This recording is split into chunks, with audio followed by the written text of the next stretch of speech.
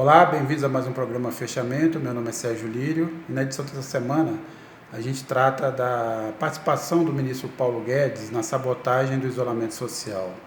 As medidas econômicas tomadas até agora são insuficientes, não dão conta das necessidades que o país precisa e parece não só um caso de incompetência, mas um trabalho para fazer valer a vontade do Jair Bolsonaro de acabar com o isolamento imposto pelos estados e municípios. Houve também a quase demissão do ministro Mandetta, esse vai não vai, e que houve, cada lado aí cedeu um pouco nessa guerra. O Bolsonaro parecia derrotado, mas ele também conseguiu alguns avanços nas teorias dele a partir dessa ameaça de tirar o Mandetta do cargo. Quem fala um pouco sobre esse assunto é o André Barrocal, diretamente de Brasília. Fala, Barrocal. Olá, colegas de redação em São Paulo, amigos de Carta Capital em todo o Brasil. Pois é, essa semana eu trato da vitória da ideologia sobre a razão, a ciência e o bom senso na atitude de Jair Bolsonaro na pandemia de coronavírus. Por ser contra a ação estatal, tão importante nesse momento, por ter medo de que a economia afunde e leve junto seu governo e suas chances de reeleição, o presidente parece não se importar em pôr em risco a vida de brasileiros. Pressiona o seu ministro da Saúde, Luiz Henrique Mandetta, para que relaxe as regras de quarentena e conseguiu que o ministro avalizasse um abrandamento dessas regras a partir da segunda-feira, logo após a Páscoa. Pior para os idosos, são eles os mais vulneráveis ao vírus. Dos mortos contados pelo governo até 7 de abril, 78% eram pessoas acima de 60 anos. O Brasil tem 30 milhões de pessoas nessa faixa etária, cerca de 15% da população. Bolsonaro pode agir assim, colocando a vida de brasileiros em risco, sem ter medo de processo no Supremo Tribunal Federal. A Procuradoria-Geral da República acaba de dizer ao Supremo que não vê motivo para processar o presidente por atos e palavras, por crime comum agora na pandemia. A Organização Mundial da Saúde acha que não é hora de relaxar nada. O que se tem visto pelo mundo é, ao contrário, países que antes tinham uma atitude mais flexível agora endurecerem as regras. É o caso do Japão, é o caso da Suécia. O ministro Mandetta também parece ter cedido à pressão, ao menos em parte, do presidente, e agora abriu uma brecha para um teste mais intenso da cloroquina contra o coronavírus. Até então, o Ministério aceitava apenas o uso em casos mais graves. Agora, o ministro diz que é por conta e risco dos médicos testarem a cloroquina em pacientes mais leves. A obsessão do presidente Bolsonaro pela cloroquina repete a de Donald Trump. E o New York Times informou por que talvez Trump tenha essa obsessão. Ele é sócio de um laboratório francês que fabrica a cloroquina. Ele e um grande doador de campanha do Partido Republicano, o partido de Trump. Bom, é isso. Um grande abraço a todos e até a semana que vem. Bem, e a repórter Thaís Oliveira tratou nessa edição da guerra política em torno da adoção ou não da cloroquina, Essa é também uma das obsessões do Bolsonaro, um lobby constante pela cloroquina. A gente não tem nenhuma prova científica de que ela funciona, mas isso tem sido um trunfo, do discurso do Bolsonaro. E a Thaís fala um pouco mais a seguir de por que a cloroquina virou uma disputa política neste momento. Fala, Thaís, um abraço. Tudo bem?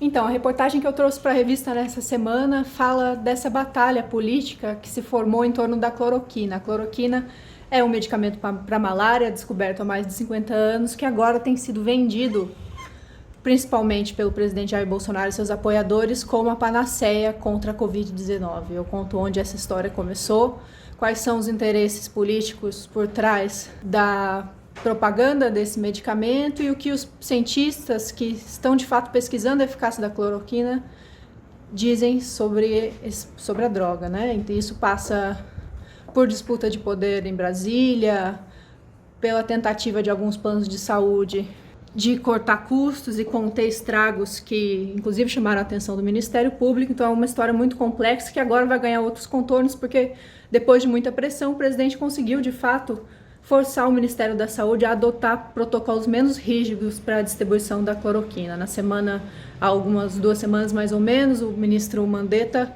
autorizou os hospitais a administrarem a cloroquina para pacientes com casos graves da Covid. E no início dessa última semana, depois daquela reunião que quase resultou na demissão dele, ele de fato autorizou os médicos e os hospitais a tratar até os doentes com sintomas leves com esse mesmo remédio, só que não tem ainda nenhum estudo que comprove a eficácia da cloroquina contra a Covid-19.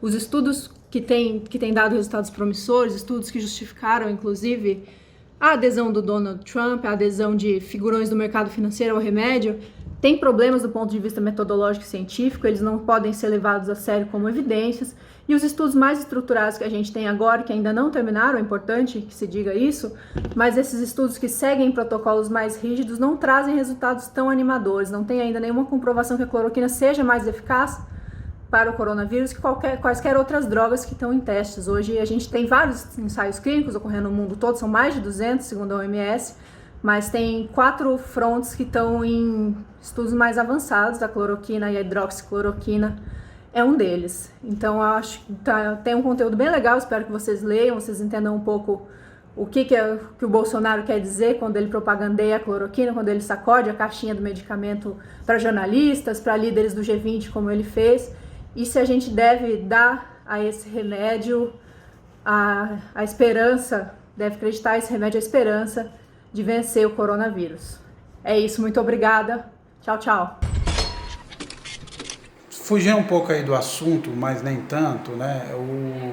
O editor Rodrigo Martins fez uma reportagem essa semana sobre o pedido de cassação do registro do PT encaminhado por um subprocurador eleitoral, né?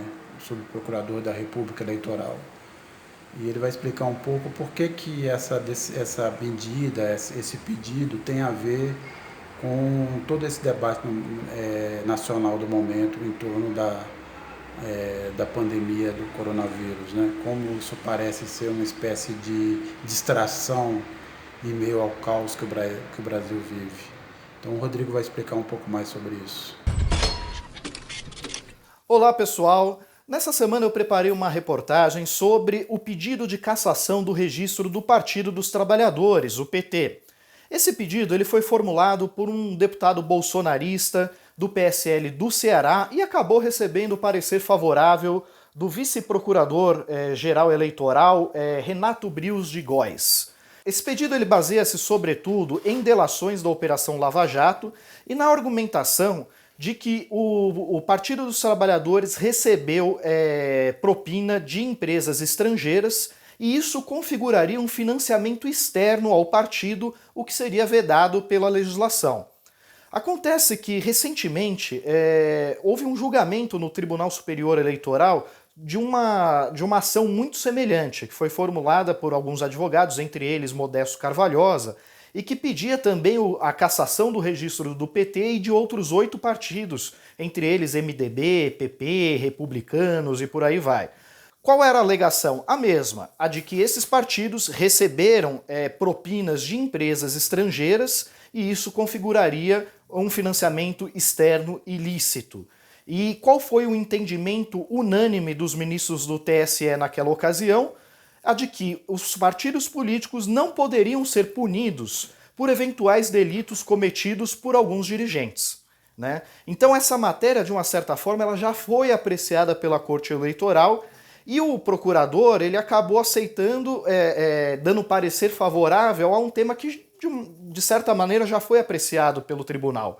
Foi por essa razão que o Partido dos Trabalhadores emitiu uma nota em resposta muito dura, na qual acusa o Ministério Público Eleitoral de adotar um tom político, né?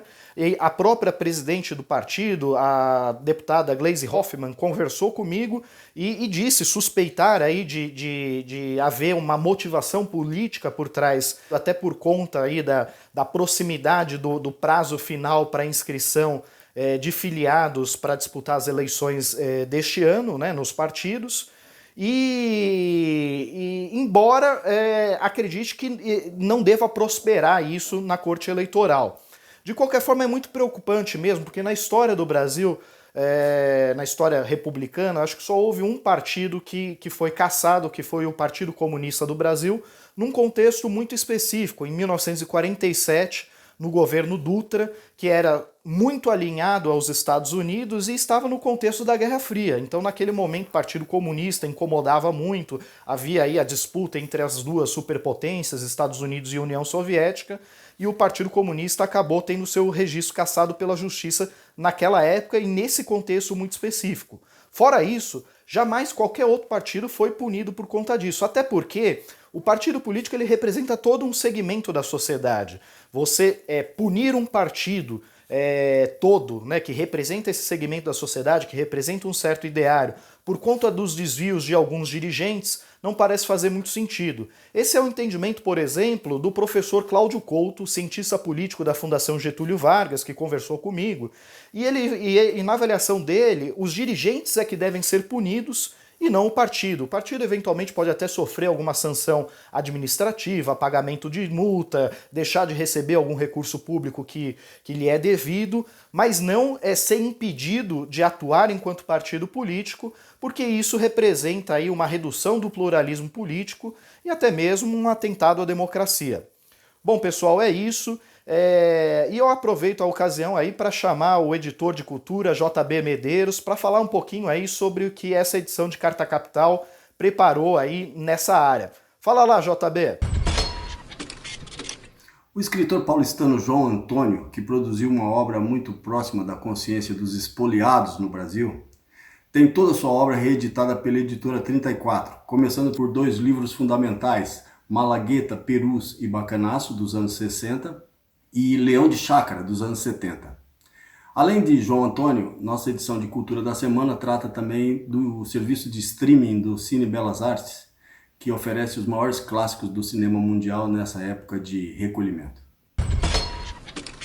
Bem, pessoal, esse aí foi o fechamento dessa semana. Espero que vocês tenham gostado e a gente continua recomendando o mesmo, né, das últimas semanas. Fique em casa, nós estamos atingindo agora o pior momento da pandemia, né? As curvas de contaminação e de mortes estão aumentando e esse é o momento para reforçar os cuidados, reforçar o isolamento social e não abandoná-lo, né? Então, fica aí, aproveitem o final de semana, aproveitem o feriado da melhor forma possível, se conectem como for possível com seus amigos, seus familiares, mas vamos manter o isolamento social porque esse momento agora é um momento crítico, né? E vamos torcer para que isso passe logo. Um abraço e até a próxima.